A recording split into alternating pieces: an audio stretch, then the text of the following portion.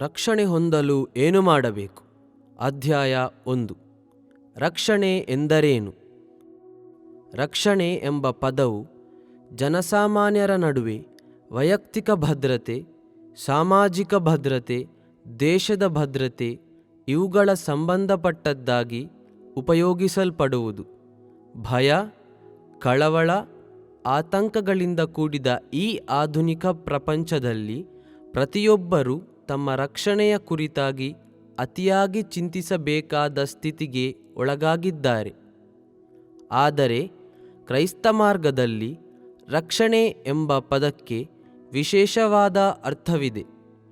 ಅದು ಆಧ್ಯಾತ್ಮಿಕ ಜೀವಿತಕ್ಕೆ ಸಂಬಂಧಪಟ್ಟದ್ದಾಗಿದೆ. ಆದಿಯಲ್ಲಿ ದೇವರಾದ ಕರ್ತನು ಮಣ್ಣಿನಿಂದ ತಾನು ಉಂಟುಮಾಡಿದ ಮಾನವನ ಶರೀರದಲ್ಲಿ ತನ್ನ ಶ್ವಾಸವನ್ನು ಊದಿ ಬದುಕುವ ಜೀವಿಯನ್ನಾಗಿ ಮಾಡಿದ್ದಲ್ಲದೆ ಅವನಲ್ಲಿ ಆತ್ಮವೆಂಬ ದೀಪವನ್ನು ಇಟ್ಟನು. ಮನುಷ್ಯನ ಆತ್ಮವು ಯೆಹೋವನ ದೀಪವಾಗಿದೆ. ಜ್ಞಾನೋಕ್ತಿ 20ನೇ ಅಧ್ಯಾಯ 27ನೇ ವಚನ. ಆದಿ ತಂದೆ ತಾಯಿಗಳು ಸೈತಾನನ ತಂತ್ರಕ್ಕೊಳಗಾಗಿ ದೇವರಿಗೆ ಅವಿಧೇಯರಾಗಿ ತಿನ್ನಬಾರದು ಎಂದು ಕರ್ತನು ಹೇಳಿದ್ದ ವೃಕ್ಷದ ಹಣ್ಣನ್ನು ತಿಂದದ್ದರಿಂದ ಅವರು ಪಾಪಕ್ಕೆ ಒಳಗಾದರು. ದೇವರ ಮಹಿಮೆ ಅವರನ್ನು ಬಿಟ್ಟು ಹೋಯಿತು. ಪಾಪದ ಸಂಬಳವಾದ ಮರಣವು ಪ್ರಪಂಚದೊಳಗೆ ಕಾಲಿಟ್ಟಿತು. ರೋಮಾಪುರ 5ನೇ ಅಧ್ಯಾಯ 12ನೇ ವಚನ. ಹಾಗಾದರೆ ರಕ್ಷಣೆ ಹೊಂದುವ ಮಾರ್ಗವಾದರೂ ಯಾವುದು? ಮನುಷ್ಯನನ್ನು ವ್ಯಾಧಿ ಕಾಡಿದಾಗ ಔಷಧಿ ಪಥ್ಯಗಳನ್ನು ಮಾಡಿ ಗುಣ ಹೊಂದುತ್ತಾನೆ. ವ್ಯಾಧಿ ಬಲಹೀನತೆಗಳು ಶರೀರವನ್ನು ಮುಟ್ಟದ್ದಂತೆ ಮುಂಜಾಗ್ರತೆ ವಹಿಸಿ ವ್ಯಾಯಾಮ, ನಿಯಮಿತವಾದ ಆಹಾರ ಪದ್ಧತಿ, ರೋಗ ನಿರೋಧಕ ಚುಚ್ಚುಮದ್ದುಗಳು ಹೀಗೆ ಅನೇಕ ರೀತಿಯಲ್ಲಿ ತನ್ನ ಶರೀರವನ್ನು ರಕ್ಷಿಸಿಕೊಳ್ಳುತ್ತಾನೆ. ಹಾಗೆಯೇ ಆತ್ಮವನ್ನು ಪಾಪದಿಂದ ರಕ್ಷಿಸಿಕೊಳ್ಳುವುದು ಸಹ ಪ್ರತಿ ಮಾನವನ ಕರ್ತವ್ಯವಾಗಿದೆ. ಆದರೆ ಈ ಆತ್ಮರಕ್ಷಣೆ ಒಬ್ಬನ ಸ್ವಂತ ಬಲದಿಂದಲೋ ಜ್ಞಾನದಿಂದಲೋ ಧರ್ಮಕಾರ್ಯಗಳಿಂದಲೂ ಸಾಧ್ಯವಿಲ್ಲ. ಈ ಲೋಕದ ಯಾವ ಸಂಗತಿಗಳು ಒಬ್ಬನ ಆತ್ಮವನ್ನು ರಕ್ಷಿಸಲಾರದು. ಅದಕ್ಕೆ ಇರುವಂಥ ಒಂದೇ ಒಂದು ಮಾರ್ಗವೇನೆಂದರೆ ಯೇಸುಕ್ರಿಸ್ತನ ಹೆಸರಿನಲ್ಲಿ ನಂಬಿಕೆ ಇಟ್ಟು ಆತನನ್ನು ತನ್ನ ಸ್ವಂತ ರಕ್ಷಕನನ್ನಾಗಿ ಅಂಗೀಕರಿಸಿಕೊಳ್ಳುವುದೇ ಆಗಿದೆ. ನಾವು ಕ್ರೈಸ್ತರಾಗಿದ್ದೇವಲ್ಲವೇ? ಕ್ರೈಸ್ತ ಕುಟುಂಬದಲ್ಲಿ ಹುಟ್ಟಿದ್ದೇವಲ್ಲ? ಹೀಗಿರುವಾಗ ನೀನು ರಕ್ಷಿಸಲ್ಪಡಬೇಕು, ಹೊಸದಾಗಿ ಹುಟ್ಟಬೇಕು, ದೇವರ ಕಡೆಗೆ ತಿರುಗಿಕೊಳ್ಳಬೇಕು, ಯೇಸುಕ್ರಿಸ್ತನನ್ನು ರಕ್ಷಕನನ್ನಾಗಿ ಅಂಗೀಕರಿಸಿಕೊಳ್ಳಬೇಕು, ಮಾನಸಾಂತರ ಪಡಬೇಕು ಎಂದು ಪದೇ ಪದೇ ಹೇಳುವುದನ್ನು ಕೇಳುತ್ತೇವಲ್ಲ ಎಂದು ಹೇಳಿ ಅನೇಕರು ಮುಜುಗರಪಟ್ಟುಕೊಳ್ಳುತ್ತಾರೆ, ಅಸಮಾಧಾನ ವ್ಯಕ್ತಪಡಿಸುತ್ತಾರೆ. ರಕ್ಷಣೆಯ ವಿವರವನ್ನಾಗಲಿ ರಕ್ಷಣೆಯ ಮಾರ್ಗವನ್ನಾಗಲಿ ತಿಳಿದುಕೊಳ್ಳಲು ಮುಂದಾಗುವುದಿಲ್ಲ. ರಕ್ಷಣೆ ಎಂಬುದು ಇಂದಿನ ದೇವಸೇವಕರ ಒಂದು ಮಹತ್ತರವಾದ ಅನ್ವೇಷಣೆಯಲ್ಲ, ಅಥವಾ ಅದು ನವೀನವಾದ ಉಪದೇಶವೂ ಅಲ್ಲ, ಸಿದ್ಧಾಂತವೂ ಅಲ್ಲ. ಇದನ್ನು ಹುಡುಕಿಕೊಂಡು ಯಾರೂ ಎಲ್ಲಿಯೂ ಅಲೆದಾಡಬೇಕಾಗಿಲ್ಲ. ಇದಕ್ಕೆ ಯಾವ ಕ್ರಯವನ್ನು ಯಾರೂ ನಿಗದಿಪಡಿಸಿಲ್ಲ. ಇದು ದೇವಾದಿದೇವನ ಉಚಿತಾರ್ಥವಾದ ದಾನ. ಇದು ಪ್ರತಿ ಮಾನವನ ಹೃದಯದಲ್ಲಿ ಉಂಟಾಗುವಂಥ ಒಂದು ಮಹಿಮೆಯಾದ ವಿಶೇಷವಾದ ಮಾರ್ಪಾಟು. ಮೊಟ್ಟಮೊದಲು ಕರ್ತನಾದ ಯೇಸುಕ್ರಿಸ್ತನ ಮೂಲಕ ಅರುಹಲ್ಪಟ್ಟ ಒಂದು ವಿಮೋಚನಾ ಸಂದೇಶ. ಯೇಸು ಎಂಬ ಹೆಸರಿಗೆ ತನ್ನ ಜನರನ್ನು ಅವರ ಪಾಪಗಳಿಂದ ಬಿಡಿಸಿ ಕಾಯುವನು ಎಂಬುದೇ ಆ ವಿಮೋಚನಾ ಸಂದೇಶ. ಕ್ರಿಸ್ತನು ಅಂದರೆ ಅಭಿಷೇಕಿಸಲ್ಪಟ್ಟವನು ಎಂಬುದು ತಾತ್ಪರ್ಯ. ಕ್ರಿಸ್ತ ಯೇಸು ಪಾಪಿಗಳನ್ನು ರಕ್ಷಿಸುವುದಕ್ಕೋಸ್ಕರ ಈ ಲೋಕಕ್ಕೆ ಬಂದನು. 1 ತಿಮೋತಿ 1ನೇ ಅಧ್ಯಾಯ 15ನೇ ವಚನ ಎಂಬುದೇ ಆ ರಕ್ಷಣೆಯ ಕರೆ. ಈ ರಕ್ಷಣೆಯು ಮಾನವರೆಲ್ಲರಿಗೂ ಕೊಡಲಾಗಿರುವ ವಿಮೋಚನಾ ಕರೆ. ಯೇಸುಕ್ರಿಸ್ತನು ಈ ಲೋಕದಲ್ಲಿ ಅವತರಿಸಿ ಮಾಡಿದಂಥ ಸೇವೆಯು, ಅದರ ಉದ್ದೇಶವು ಪಾಪಿಗಳಾದ ನಮ್ಮನ್ನು ಪಾಪದಿಂದ ವಿಮೋಚಿಸುವುದೇ ಆಗಿದೆ. ಆದ್ದರಿಂದ ರಕ್ಷಣೆಯನ್ನು ಕ್ರೈಸ್ತನಿಂದ ಬೇರ್ಪಡಿಸಲಾಗದು. ಕ್ರಿಸ್ತನಲ್ಲಿರುವ ರಕ್ಷಣೆಯು, ರಕ್ಷಣೆ ಇರುವಲ್ಲಿ ಕ್ರಿಸ್ತನೂ ಇರುವನು. ಕರ್ತನಾದ ಯೇಸುಕ್ರಿಸ್ತನು ಈ ಲೋಕದಲ್ಲಿದ್ದಾಗ ದೇವರ ಕಡೆಗೆ ತಿರುಗುವುದನ್ನು ಕುರಿತು ಒತ್ತಾಯಪಡಿಸಿದ್ದನ್ನು ಮತ್ತಾಯ 4ನೇ ಅಧ್ಯಾಯ 17ನೇ ವಚನದಲ್ಲಿ ಪರಲೋಕ ರಾಜ್ಯವು ಸಮೀಪಿಸಿತು, ದೇವರ ಕಡೆಗೆ ತಿರುಗಿಕೊಳ್ಳಿರಿ ಎಂದು ಸಾರಿ ಹೇಳಿದ್ದನ್ನು ನೋಡುತ್ತೇವೆ. ಯೇಸುಕ್ರಿಸ್ತನ ತರುವಾಯ ಆತನ ಶಿಷ್ಯರೂ ಸಹ ದೇವರ ಕಡೆಗೆ ತಿರುಗಬೇಕೆಂದು ಬೋಧಿಸಿದರು.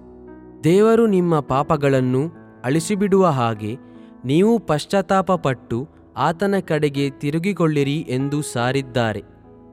ಅಪೊಸ್ತಲ ಕೃತ್ಯಗಳು 3ನೇ ಅಧ್ಯಾಯ 19ನೇ ವಚನ. ಇಂದೂ ಸಹ ದೇವಸೇವಕರು ಈ ರಕ್ಷಣೆಯನ್ನು ಕುರಿತು ಪ್ರಸಂಗ ಮಾಡುತ್ತಾರೆ. ಯಾಕೆಂದರೆ ಆ ಅಜ್ಞಾನ ಕಾಲಗಳನ್ನು ದೇವರು ಲಕ್ಷ್ಯಕ್ಕೆ ತರಲಿಲ್ಲ. ಈಗಲಾದರೂ ಆತನು 4 ದಿಕ್ಕಿನಲ್ಲಿರುವ ಮನುಷ್ಯರೆಲ್ಲರೂ ತನ್ನ ಕಡೆಗೆ ತಿರುಗಿಕೊಳ್ಳಬೇಕೆಂದು ಅಪ್ಪಣೆ ಕೊಡುತ್ತಾನೆ ಎಂದು ಅಪೊಸ್ತಲ ಕೃತ್ಯ 17ನೇ ಅಧ್ಯಾಯ 30ನೇ ವಚನದಲ್ಲಿ ನೋಡುತ್ತೇವೆ. ಆದ್ದರಿಂದಲೇ ಈ ದಿನಗಳು ಆ ದಿನಗಳು ಎಂಬ ವ್ಯತ್ಯಾಸವಿಲ್ಲದೆ ರಕ್ಷಣೆಯನ್ನು ಒತ್ತಾಯಪಡಿಸಲಾಗುತ್ತಿದೆ. ಎಲ್ಲ ಮನುಷ್ಯರು ರಕ್ಷಣೆಯನ್ನು ಹೊಂದಿ ಸತ್ಯದ ಜ್ಞಾನಕ್ಕೆ ಸೇರಬೇಕೆಂಬುದೇ ದೇವಚಿತ್ತವಾಗಿದೆ. 1 ತಿಮೋತಿ 2ನೇ ಅಧ್ಯಾಯ 4ನೇ ವಚನ. ಪಾಪದಿಂದ ಬಿಡುಗಡೆ ಹೊಂದುವುದೇ ರಕ್ಷಣೆ. ಆ ಹೆಸರಿನಿಂದಲೇ ಹೊರತು ಬೇರೆ ಯಾವ ಹೆಸರಿನಿಂದಲೂ ನಮಗೆ ರಕ್ಷಣೆಯಾಗುವುದಿಲ್ಲ. ಅಪೊಸ್ತಲ ಕೃತ್ಯಗಳು 4ನೇ ಅಧ್ಯಾಯ 12ನೇ ವಚನ. ರಕ್ಷಣೆ ಹೊಂದಲು ಏನು ಮಾಡಬೇಕು? ಅಧ್ಯಾಯ 2. ಸನ್ಮಾರ್ಗ ಜೀವಿತವು ರಕ್ಷಣೆ ಅಲ್ಲ.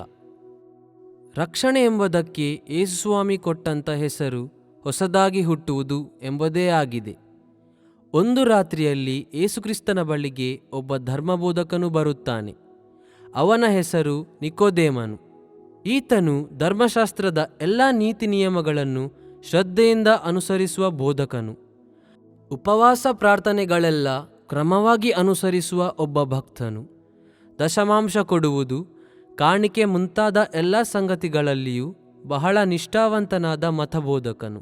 ಆದಾಗ್ಯೂ ಹೊಸದಾಗಿ ಹುಟ್ಟುವುದು, ದೇವರ ಕಡೆಗೆ ತಿರುಗುವುದು ಎಂಬುದನ್ನು ಕುರಿತಾಗಿ ಯೇಸುಸ್ವಾಮಿಯೇ ಅವನಿಗೆ ಬೋಧಿಸುತ್ತಾ, ಒಬ್ಬನು ಹೊಸದಾಗಿ ಹುಟ್ಟದಿದ್ದರೆ ಅವನು ದೇವರ ರಾಜ್ಯವನ್ನು ಕಾಣಲಾರನು ಎಂದು ಬೋಧಿಸಿ ಆತ್ಮನಿಂದ ಹುಟ್ಟಬೇಕೆಂದು ಹೇಳಿದನು. ಯೋಹಾನ 3ನೇ ಅಧ್ಯಾಯ 1ರಿಂದ 17ನೇ ವಚನ. ಅಂದರೆ ಸನ್ಮಾರ್ಗ ಜೀವಿತದಿಂದ ಆತ್ಮರಕ್ಷಣೆಯಾಗುವುದಿಲ್ಲ. ರಕ್ಷಣೆ ಎಂಬುದು ಆತ್ಮದಲ್ಲಿ ಉಂಟಾಗುವಂಥ ಒಂದು ಮಹಿಮೆಯಾದ ಮಾರ್ಪಾಟು ಆಗಿದೆ. ಅನೇಕರು ಅಂದುಕೊಳ್ಳುವುದುಂಟು, ಬೇರೆಯವರಂತೆ ನಾನು ಮಧುಪಾನ ಮಾಡಿ ಮತ್ತನಾಗುವುದಿಲ್ಲ, ಧೂಮಪಾನ ಮಾಡುವುದಿಲ್ಲ, ಜಗಳ ಮಾಡುವುದಿಲ್ಲ, ಯಾವುದೇ ಆದಂಥ ಕೆಟ್ಟ ಅಭ್ಯಾಸಗಳಾಗಲಿ ಚಟಗಳಾಗಲಿ ಇಲ್ಲ ಎಂದು ಹೇಳಿಕೊಳ್ಳುತ್ತಾ ತಮ್ಮ ಸನ್ಮಾರ್ಗ ಜೀವಿತದಲ್ಲಿ ತೃಪ್ತರಾಗುವರು. ಮತ್ತೆ ಕೆಲವರು, ನಾನು ಒಳ್ಳೆಯ ಜೀವಿತ ನಡೆಸುತ್ತೇನೆ, ಪ್ರಾರ್ಥನೆ ಮಾಡುವುದರಲ್ಲಿ, ಸತ್ಯವೇದವನ್ನು ಓದುವುದರಲ್ಲಿ ಕ್ರಮವಾಗಿದ್ದೇನೆ, ಕ್ರಮವಾಗಿ ದೇವಾಲಯಕ್ಕೆ ಹೋಗುತ್ತೇನೆ, ಉಜ್ಜೀವನದ ಕೂಟಗಳಿಗೆ ಹೋಗುತ್ತೇನೆ, ಸಭೆಯ ಚಟುವಟಿಕೆಗಳಲ್ಲಿ ಭಾಗವಹಿಸುತ್ತೇನೆ, ರಕ್ಷಣೆ ಹೊಂದಿದ್ದೇನೆಂದು ಹೇಳಿಕೊಳ್ಳುವವರಿಗಿಂತಲೂ ಉತ್ತಮವಾಗಿ ಜೀವಿಸುತ್ತೇನೆ, ಬೇರೆಯವರಿಗೆ ಸಹಾಯ ಮಾಡುತ್ತೇನೆ ಎಂದು ಹೇಳಿಕೊಂಡು ತಮ್ಮನ್ನು ವಂಚಿಸಿಕೊಳ್ಳುತ್ತಾರೆ. ಈ ಎಲ್ಲ ವಿಧವಾದ ಭಕ್ತಿಯ ಕಾರ್ಯಗಳು ರಕ್ಷಣೆ ಎನಿಸಿಕೊಳ್ಳುವುದಿಲ್ಲ. ಮತ್ತೆ ಕೆಲವರು, ನಾನು ಪ್ರಾರ್ಥಿಸಿದ್ದರಿಂದ ಯೇಸುಸ್ವಾಮಿ ನನಗೆ ಎಷ್ಟು ಅದ್ಭುತ ಮಾಡಿದ್ದಾನೆ, ರೋಗವಾಸಿಯಾಗಿದೆ, ನನ್ನ ಪ್ರಾರ್ಥನೆಗೆ ಯೇಸುಸ್ವಾಮಿ ಉತ್ತರ ಕೊಟ್ಟಿದ್ದಾನೆ ಎಂದು ಹೇಳಿಕೊಂಡು ರಕ್ಷಣೆಯ ಅನುಭವವಿಲ್ಲದೆ ಪಾಪದಲ್ಲಿ ಬಿದ್ದು ಹೋಗುತ್ತಾರೆ. ಎಲ್ಲ ಮನುಷ್ಯರಿಗೆ ರಕ್ಷಣೆಯನ್ನುಂಟು ಮಾಡುವ ದೇವರ ಕೃಪೆಯು ಪ್ರತ್ಯಕ್ಷವಾಯಿತು. ತೀತನಿಗೆ 2ನೇ ಅಧ್ಯಾಯ 11ನೇ ವಚನ. ಪ್ರತ್ಯಕ್ಷನಾಗಿರುವ ದೇವಕೃಪೆಯನ್ನು ನಾವು ಅರಿತುಕೊಂಡು ರಕ್ಷಣೆ ಹೊಂದಿಕೊಳ್ಳಬೇಕಾದದ್ದು ಮಾನವರೆಲ್ಲರ ಕರ್ತವ್ಯವಾಗಿದೆ. ನೀತಿವಂತನೂ ಇಲ್ಲ, ಆದರೆ ದೇವರಿಂದಾಗುವ ನೀತಿಯು ಅನುಗ್ರಹವಾಗಿದೆ. ದೇವರಿಂದಾಗುವ ಆ ನೀತಿಯು ಯೇಸುಕ್ರಿಸ್ತನನ್ನು ನಂಬುವುದರಿಂದಲೇ ನಂಬುವವರಿಗೆ ದೊರಕುವಂಥದ್ದು. ಎಲ್ಲರೂ ಪಾಪ ಮಾಡಿ ದೇವರ ಮಹಿಮೆಯನ್ನು ಹೊಂದದ್ದೇ ಹೋಗಿದ್ದಾರೆ. ಆದರೆ ದೇವರ ಉಚಿತಾರ್ಥವಾದ ಕೃಪೆಯಿಂದಲೇ ಕ್ರಿಸ್ತೇಸುವಿನಿಂದಾದ ಪಾಪ ವಿಮೋಚನೆಯ ಮೂಲಕವಾಗಿ ರಕ್ಷಣೆ ಉಂಟಾಗುವುದು. ರೋಮಾಪುರ 3ನೇ ಅಧ್ಯಾಯ 24ನೇ ವಚನ. ಈತನು ತನ್ನ ರಕ್ತವನ್ನು ಸುರಿಸಿ ಪಾಪ ವಿಮೋಚನೆಯನ್ನುಂಟು ಮಾಡಿದ್ದಾನೆ. ಬರಬೇಕಾದ ಆ ರಕ್ಷಣೆಯು ಇನ್ನಾರಲ್ಲಿಯೂ ಸಿಕ್ಕುವುದಿಲ್ಲ. ಆ ಹೆಸರಿನಿಂದಲೇ ಹೊರತು ಆಕಾಶದ ಕೆಳಗೆ ಮನುಷ್ಯರೊಳಗೆ ಕೊಡಲ್ಪಟ್ಟಿರುವ ಬೇರೆ ಯಾವ ಹೆಸರಿನಿಂದಲೂ ರಕ್ಷಣೆಯಾಗುವುದಿಲ್ಲ. ಪಾಪದ ಪಾಲಿಗೆ ಸತ್ತು ದೇವರಿಗಾಗಿ ಜೀವಿಸುವುದೇ ರಕ್ಷಣೆಯಾಗಿದೆ. ರಕ್ಷಣೆ ಹೊಂದಲು ಏನು ಮಾಡಬೇಕು? ಅಧ್ಯಾಯ 3. ಪಾಪವೆಂದರೆ ಏನು? ಎಲ್ಲರೂ ಪಾಪ ಮಾಡಿ ದೇವರ ಮಹಿಮೆಯನ್ನು ಹೊಂದದೆ ಹೋಗಿದ್ದಾರೆ. ರೋಮಾಪುರದವರಿಗೆ 3ನೇ ಅಧ್ಯಾಯ 23ನೇ ವಚನ. ಪಾಪ ಎನ್ನುವುದಾದರೂ ಏನು? ಕುಡಿಕತನ, ನರಹತ್ಯ, ವ್ಯಭಿಚಾರ, ಕಳ್ಳತನ, ದರೋಡೆ,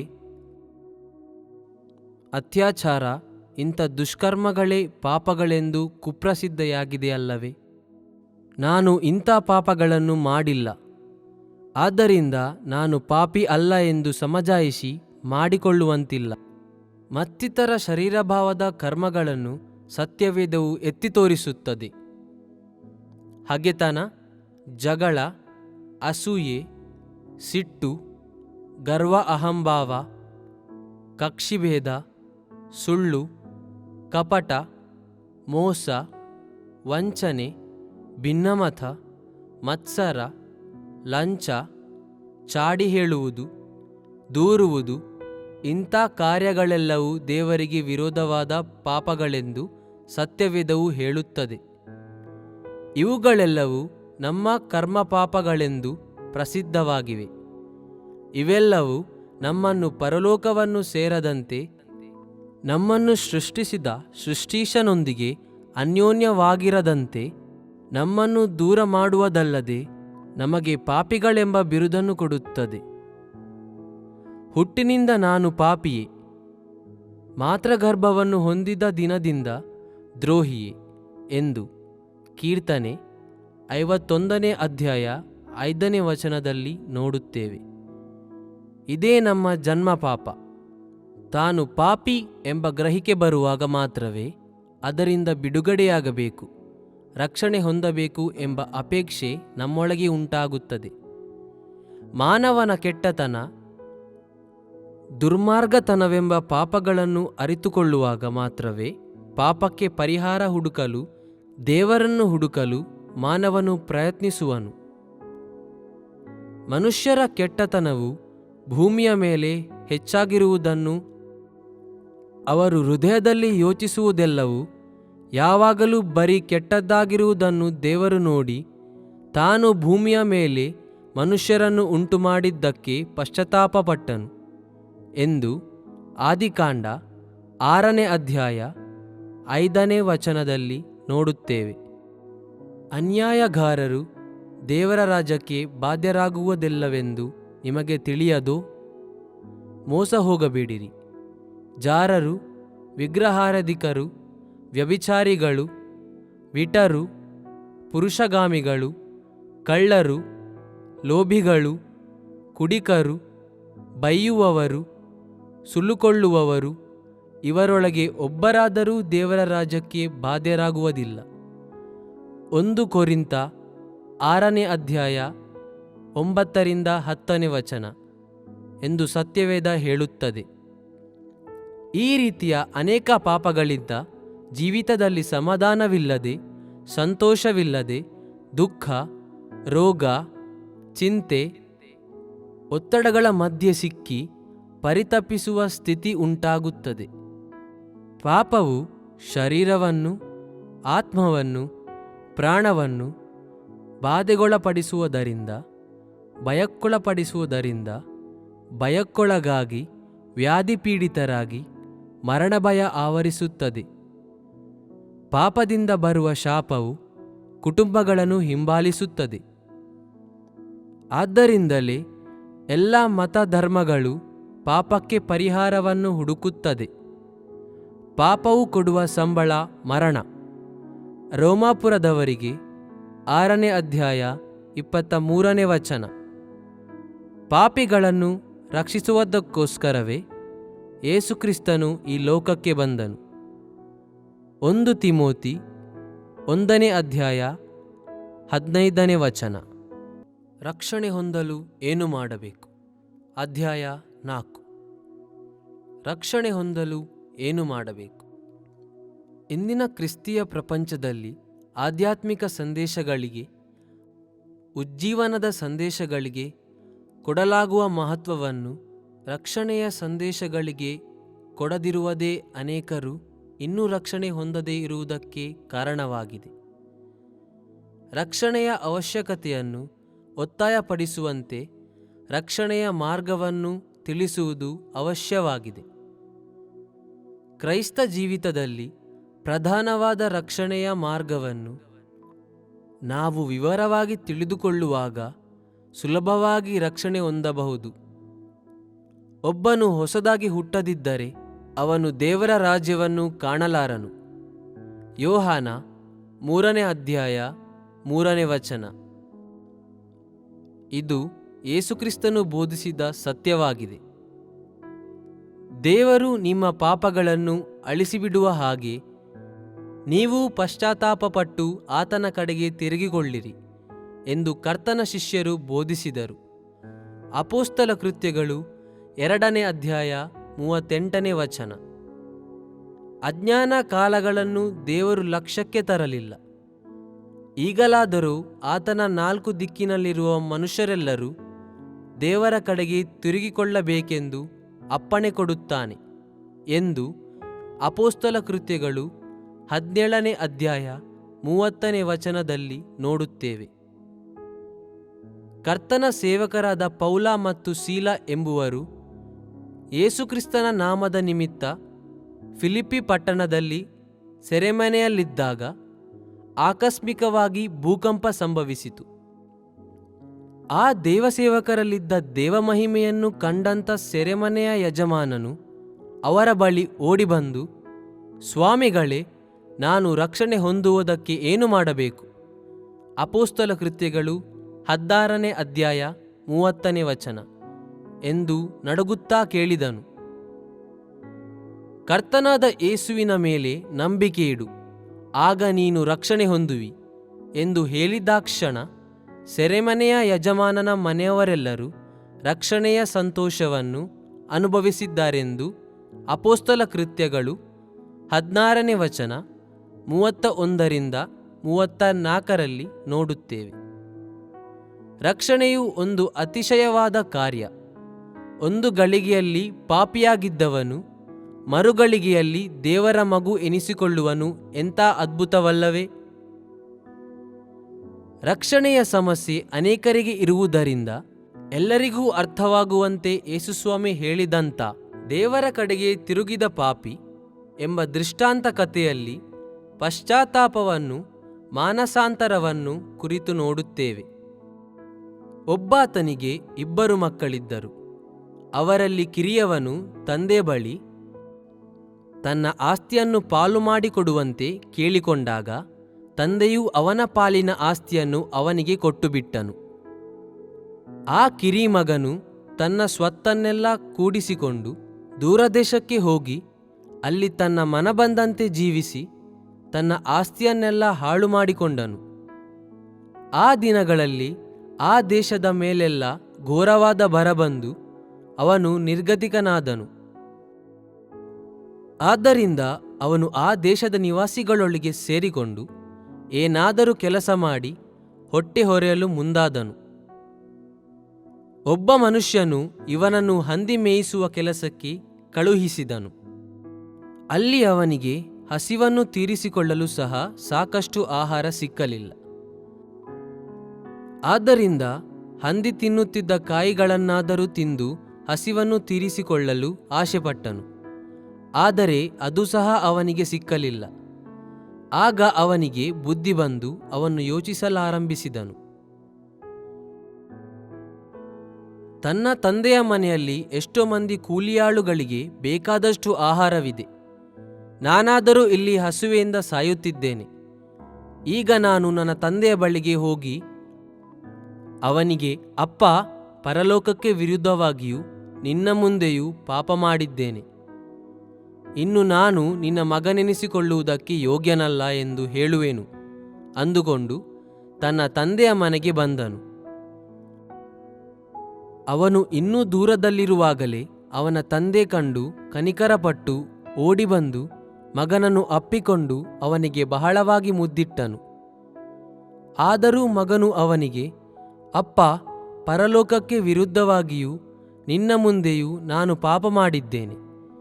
ಇನ್ನು ನಾನು ನಿನ್ನ ಮಗನೆನಿಸಿಕೊಳ್ಳುವುದಕ್ಕೆ ಯೋಗ್ಯನಲ್ಲ ಎಂದು ಹೇಳಿದನು. ಲೂಕ 15ನೇ ಅಧ್ಯಾಯ 11ರಿಂದ 32ನೇ ವಚನ. ಕಿರಿಮಗನಲ್ಲಿ ಉಂಟಾದ ಮಾರ್ಪಾಟನ್ನು ಗಮನಿಸಿರಿ. ಅವನು ತನ್ನ ಆಸ್ತಿಯನ್ನೆಲ್ಲ ಕಳೆದುಕೊಂಡು ನಿರ್ಗತಿಕನಾಗಿ ದುಃಖದಿಂದ ತಂದೆಯ ಪ್ರೀತಿಯನ್ನು, ತಂದೆಯ ಮನೆಯನ್ನು ನೆನೆಸಿಕೊಳ್ಳುತ್ತಾನೆ. ತಾನು ಮಾಡಿದಂಥ ಎಲ್ಲ ಪಾಪ ಅಕ್ರಮಗಳನ್ನು ನೆನೆಸಿಕೊಂಡು ಪಶ್ಚಾತ್ತಾಪ ಪಟ್ಟದ್ದು ಮಾತ್ರವಲ್ಲದೆ ತಾನು ಪರಲೋಕಕ್ಕೆ ವಿರುದ್ಧವಾಗಿ ಪಾಪ ಮಾಡಿದ್ದೇನೆ ಎಂದು ಹೇಳಿಕೊಂಡು ತನ್ನ ತಂದೆಯ ಮನೆಗೆ ಹಿಂದಿರುಗಿ ಬರುತ್ತಾನೆ. ಅವನ ಪಶ್ಚಾತ್ತಾಪದ ಹೃದಯವನ್ನು ನೋಡಿದಂಥ ದೇವರು ಅವನನ್ನು ಕ್ಷಮಿಸಿ ಅವನ ತಂದೆಯ ಕಡೆಗೆ ನಡೆಸುತ್ತಾನೆ. ನೀವು ರಕ್ಷಣೆ ಹೊಂದಲು ನಿಮ್ಮ ಪಾಪಗಳು ಕ್ಷಮಿಸಲ್ಪಡಬೇಕು. ಪಾಪಕ್ಷಮೆಯನ್ನು ಹೊಂದಿಕೊಂಡು ದೇವರ ಮಗುವಾಗಲು ಯೇಸುಕ್ರಿಸ್ತನ ಶಿಲುಬೆಯ ಬಳಿಗೆ ಬರಬೇಕು. ದೇವರ ಚಿತ್ತಾನುಸಾರವಾಗಿರುವ ದುಃಖವು ಮಾನಸಾಂತರವನ್ನುಂಟು ಮಾಡಿ ರಕ್ಷಣೆಗೆ ಕಾರಣವಾಗಿದೆ.